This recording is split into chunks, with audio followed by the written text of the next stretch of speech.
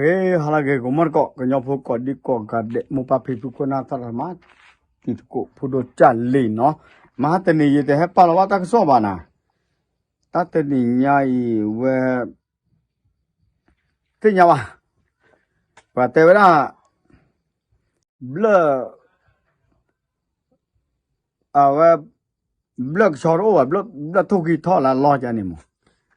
weda je we tao phu tare tak le ut che phu basa tana ke tak sor khai no abakha de do bwe knyo phu na akwe weda khut ton ne no pa kwe la ta ne won sak pha thong aweda yi ne pesinya le knyo phu a phe knyo phu ata pa phla tho ba do ma no po mura có cho tép bùi tờ gà bà chui khô năn nê tờ gà lọ nó tờ nê khi gà bà nê tầm má lọ bà sa tờ nà kê bà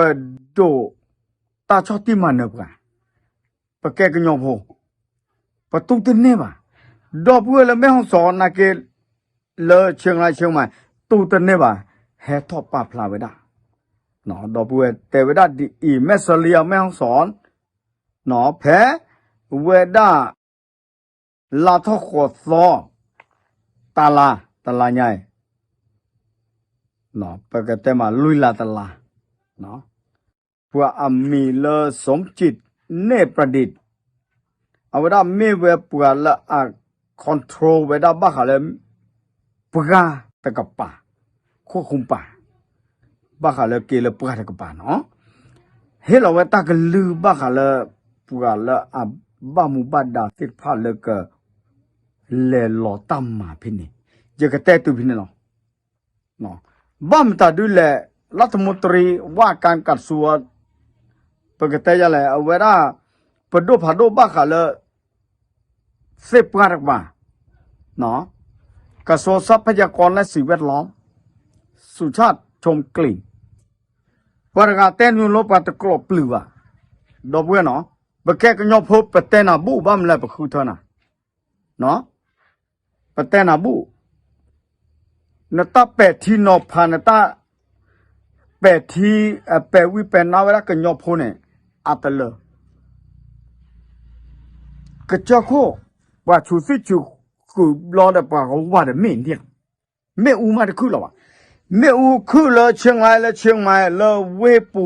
เนป้าเลยปากเจ้ากูพูดตากมาเนี่ยฮีตาโซตาโซดีโซโซเนเกจิญองเอาไว้สิสุชาติชมกลิ่นเนาะรัฐมนตรีปดโดผาโดแต่บูตลอดเมื่อบ้านเราเลยฉุกบุปผนี่เลยนะมาเยก็ยอมพูดจานนี่ได้เยตุ้งนี่จีนี่เนาะก็ยอมพูดก็ว่าไม่อุเมเลยแล้วก็ยอมพูดเลยต่อปีละมือหนามือชาตื่นแล้วผ่าพอมือกว่ามือก็ยอมพูดมาตัวสับกันเลยเด็กตัวพูดสิป่ะภาษาตนาเกตาเกตากลุตใครเนี่ยอะไรบ้าก็มองคู่บ่าไปเตลุเนาะตากมาแค่ละแค่เชลนซูมาเนซูออกกับลีออกกับลาเลยที่ก็พอคู่ดอลลาร์โกรเซดิยาพอคู่เนี่ยนึกแค่คุยเนี่ยปากเจ้าคู่ผัวเนาะดอกบัวสิตะบ้าล่ะเนาะ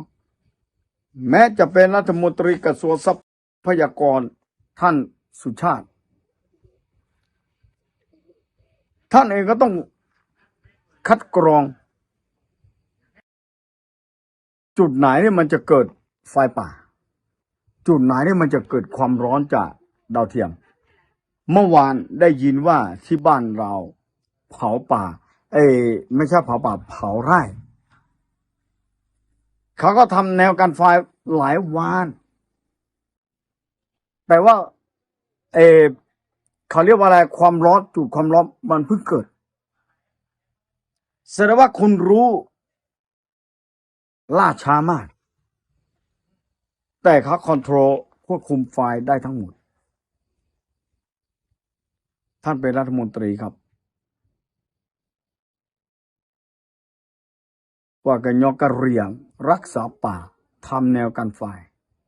คนอยู่กับมาชันแต่นโยบายของท่านมันเป็นปรปักษ์มันไม่โอเคกับพี่น้องที่เป็นคนรักษาป่าจริงๆไม่โอเคครับเอาไว้ปกติอย่างไรไว้ป้าพลาดเอาไว้ได้เลยตาโกท่อเอาไว้ได้ฮิวตากมาเลยแม่เสลียแม่ห้องสองตาเกนี่จะเตลว่าแต่บลูต่อเลยแต่บลูบล็อกเลยตาเกใครเนาะเอาไว้ได้ป้าพลาดเอาไว้ได้ป้าชีกว่าตลอดไว้ได้กันยอโพสิผ้านอกก็กันยอโพนี่ไม่ปกาละเปิดข้าเกเปิดข้าปลาเกกันตลอดกันยอโพเพเนี่ยปลาเพเนี่ยกันยอโพเนี่ยเด็ดพูญาโพเพเนี่ยเนาะว่าคุปกันน่าจะดูอีเนี่ยดอกบัวเสือเนาะแต่ไม่แท้ดอกบัวเลยอยู่ก็บ่าดอกบัวเลยก็ลาไม่เลยก็จะเต้นนี่กี่ป้าพูดเท่าไหร่นะปกติทอดาตาเกิดใครอันนั้นบ้าว่าที่ฉีกว่าตลอดว่าแล้วปะแกปะก็จะคุปปะแผลคือปะชุนเลยตาเนี่ยเนาะปะแกปะละมหากว่าเวลาเก็บปะแต่เวลาดินนี่นั่นแหละกว่ามั้งจุนยาตาเคลื่อนจุนยาตาปูเนี่ยอากาศเสียเวลาหน้ามือไปหลังมือโนโอเลยห้องเนาะคริตี้อีกละนี่แต่กลับปลื้มตาโน้ตมีว่าเนี่ยเฮตชอบปากกันยอพูปากเจ้ากุพูคิดได้ยังไงอยู่ได้เวลาตากระโตเลยเจ้าแต่กลอนมึงคิดได้ยังไงเอาเวลาอย่ากระเตยเอาเลยมาตาเวก้นหลุดเพราะจีเนาะอาจจะบ้าก้อยอยู่ว่าดอกบัวเนาะปากกันยอพูปาตาชอบที่มันเนี่ยเฮเรียเลยก็เจ้าคนเนี่ยเก็บปากโอเลยก็เจ้าคนทีพอนโนพูเกเลยก็เจ้าคนโนเลเวบอกกอบปูโนเลห้องปูเลคิดตีกละโนเนี่ยชมดันนักเวรทัดเกตากลเนี่ยเฮลตากลือบัดโดนปากลือเมตุลนักขุดเถอะคุณนาบลอนเนี่ยแหละเดบินจุนบาร์เขาปกันยอนบาร์เราตุลข้อที่ช่วงเวลาที่หางเสียงเนี่ยนะไหวผู้เฒ่าผู้แก่บนดอยเนี่ยโจถือตีนเขาเลยแต่เวลาได้มีอำนาจปุ๊บเนี่ยกำรับกรานไม่เห็นคุณค่าของเสียหนึ่งที่เขาเลือกท่านอันนี้ผมขอพูดตรงๆพี่น้องกะเหรี่ยอยู่ที่ไหนป่าอยู่ที่นั่นพี่น้องกะเหรี่ยอยู่ที่ไหนป่าไม่เคยไม่ให้ครับไม่เคยมีการทำลายไฟป่าไม่เกิดปุ๊บเราจะไปช่วยกันทั้งวันทั้งคืนเราไม่หลับไม่นอนจนกว่าไฟจะดับคนเมืองรู้ซะว่ารู้ไว้นะครับใครที่ดูถูกคนบนดอยดูถูกคนกะเหรี่ยงคิดใหม่ชั่วโมงกี่ลาซอเนาะนะป้าชีว่าเจ้าโคโพว่าเจ้าโคโพเดอเกเดปลาไม่อุเกรัดเจตเมเฟดอว่าลาจูตุวีไว้ด้านเนี่ยเอาวิพี่เนี่ยเนาะเหลือพี่เนี่ยเนี่ยโน้เลยเวปูเดอตาเฟว่าตัวเดอเนาะดีต่อเวกิเมไปเฮตาโดเนาะไม่อุเปิดลืมตาได้เลยหนึ่งแล้วเวปูเนี่ยแหละนะแม่คลีกชานะเวลาเนี่ยเบนเนี่ยคือเด็กก็ผ่าไว้เอาเวลาเนี่ยไม่เวลาเฟว่าตัวบ่าโคเฟลาว่าละแล้วก็จุดตัววิเกี่ยวเวลาตาจุดตาปลาเนี่ยตัวบ่า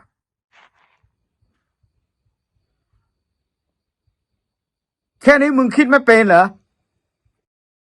ไอ้รัฐบาลไอ้รัฐมนตรีว่ากันยอพพี่น้องกะเหรี่ยงเขารักของเขารักษาป่าสุภาษิตเขาบอกว่ากินปลาต้องรักษาห้วยกินเขียดต้องรักษาป่าพี่น้องเขาทำมา มาดูสิครับแตกต่างอย่างสิ้นเชิงคนเมืองไม่รู้ขี้อะไรว่าแต่กะเหรี่ยทำลายป่าคุณลองมาสัมผัสดูดิคุณจะรู้ว่าอะไรคืออะไรแฮปเลบาเลนกะจาเนี่ยกะสิญญาว่าตาเมตาต่อเมตามตาดูเลยว่ากะยอมมาหังอเกมาหังอปะเตอแผวสิเพราะคือก็ว่าไม่อ่ะเนาะออเด็กก็ต่อเลยอ้อยากก็ต่อกุยเอาไว้ได้เมกะยอพบโมปาพิพุลบเลยโซโลไว้ดอปะมาปอถวยไว้ตึกคากินีที่ก็ตาเบลอสิไผตะบ้าเนาะสู้ไว้ได้แล้วก็จะเต็ดโดดเบะไม่คือรอพินเนี่ยไม่คือมาตะบลูนี่อ่ะแหละที่ก็มาว่าแพ้มหาตะนี้แล้วมาเนาะเลยฮอกก็ว่าเลยเนี่ย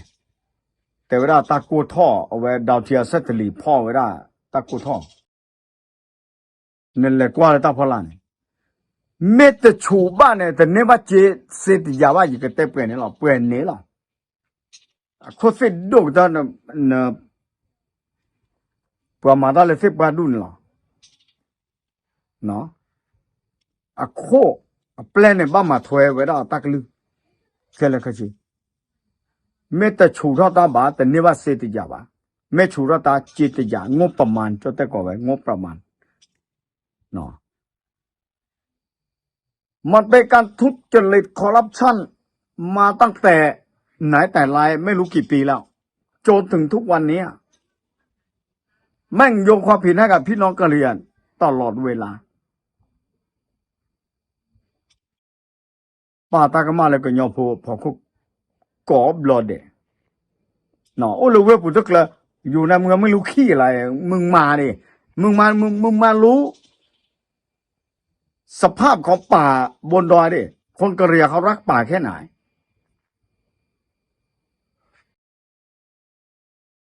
ไม่เปิดโลกทัศน์อะไรแม่งอะไรเลยมีแต่วิเคราะห์ในห้องแอร์วิชาการมันกินไม่ได้ครับมันต้องเอาความจริงตาเมตาตอเนี่ยเมตาตอหรออย่าก็แต่เปลี่ยนนะหรอแล้วเจ้าแต่ก่อนไม่แต่แค่ก็ไปแค่อู้อยากแค่ก็ดอกเวสเนาะอย่าจี้ตะบักเลยใช่ปะ